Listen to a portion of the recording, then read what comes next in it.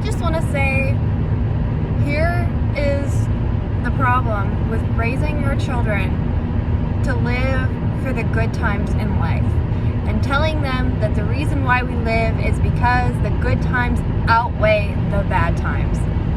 The problem with this is going to make your children live for the good times, because this is a very compelling argument for life, and it's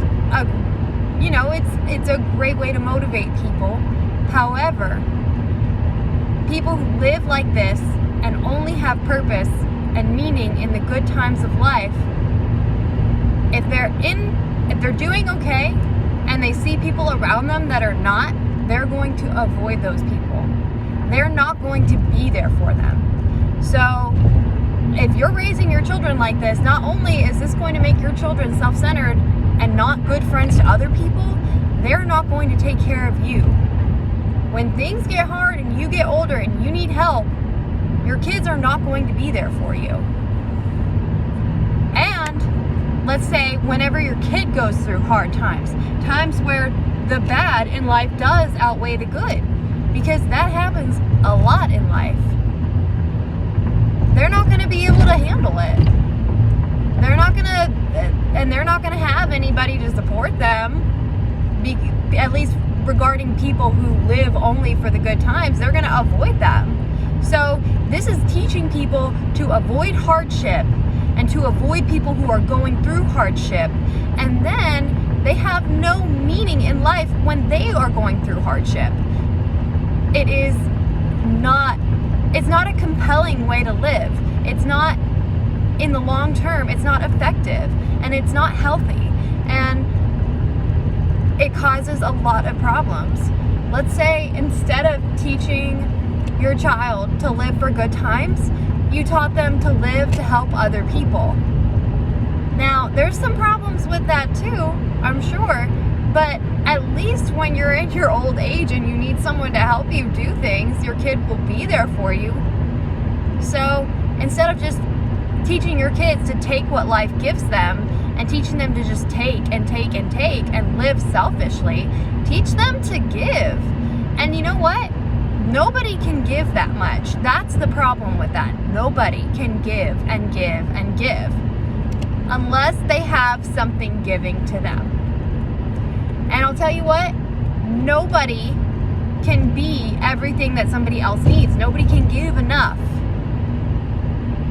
I mean, you can marry as many people as you want. Try again and again. One of these days you will realize nobody can give you as much as you need in order to be able to give generously to other people. There is one person who gave everything for you, and that is the only person who will fill you up enough that your cup will overflow and that you will be able to give to other people and reap the rewards and the satisfaction and the benefits of helping others. And then that's not even going to be what you're doing it for. You're doing it because you are overflowing. What a good way to live.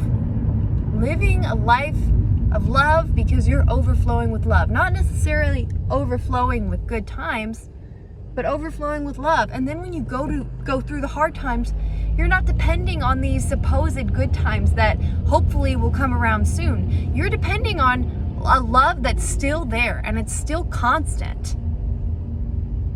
And I just wanted to say thank you to those people who taught me and raised me to believe in something more than just the good times in life, and to believe that life is more important than just the good times that come and go and come and go. And they come and go. They come from some people more, and they go for some people more. So it's not fair, because life is not fair. But I don't need it to be, because I wasn't raised to live for that. I wasn't raised to live for the good times. And I am forever grateful. And that is the best thing that somebody could have taught me. They gave me something so much bigger, so much more powerful than living for the good times. And because of that, I have love overflowing. I have enough energy to give and to help them through their hard times. So not only has it benefited me, but it has benefited them again and again. And I just wish I felt like, the people closest to me understood this, but the only way that I can teach them, I've been told by someone much wiser than me, is it has to be without a word. And it's very hard because sometimes my frustrations about this just come out.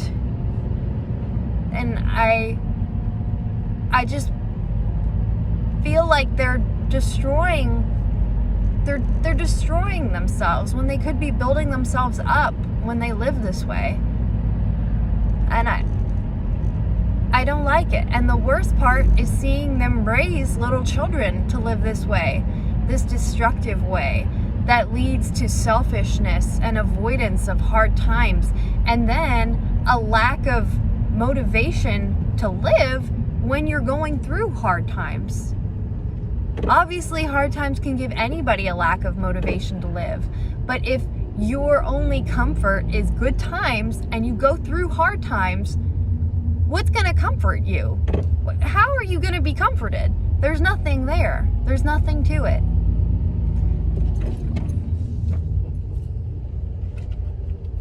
And that is all I have to say. Thank you.